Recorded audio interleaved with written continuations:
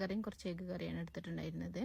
അതൊക്കെ കഴിഞ്ഞ് റെഡി ആയിട്ട് ഹോസ്പിറ്റലിലേക്ക് ഇറങ്ങിയിട്ടുണ്ടായിരുന്നു. അപ്പോൾ മക്കൾ രണ്ടാളും മൂത്ത രണ്ടാളെയും റൂമിൽ തന്നെ ആക്കി. വെറുതെ ഹോസ്പിറ്റലിലേക്ക് കൊണ്ടുപോകണ്ടല്ലോ എന്ന് വിചാരിച്ച് ചെറിയ ചിങ്കിടിനെറ്റാണ് പോയിട്ടുള്ളത്. അങ്ങനെ കുറേ നല്ല ട്രാഫിക് ഉണ്ടായിരുന്നു. ദുബായിലെത്തണം. ദുബായ് ആസ്റ്റർ ക്ലിനിക്കിലാണ് കാണിച്ചിട്ടുണ്ടായിരുന്നത്. ചെറിയ ചിങ്കിടിനെ ഒരുക്കുന്ന കലാപരിപാടികളാണ് ബാക്ക് സീറ്റിൽ നടന്നുകൊണ്ടിരിക്കുന്നത്. ഷൂട്ട് എടുക്കണം, മുടി വാരണം, ഡ്രസ്സ് ശരിയാക്കണം, അങ്ങനെ ഒന്നും സമ്മതിക്കില്ല. പറ്റണ മാതിരിയൊക്കെ ചെയ്തു കൊടുക്കും. അങ്ങനെ ആസ്റ്റർ ക്ലിനിക്കിലെത്തി.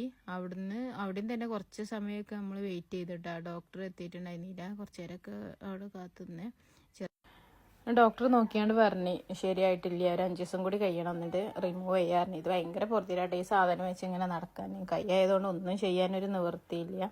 അങ്ങനെ തിരിച്ച് ഞങ്ങൾ വീട്ടിലേക്ക് പോന്ന് വരുന്ന വരവിൽ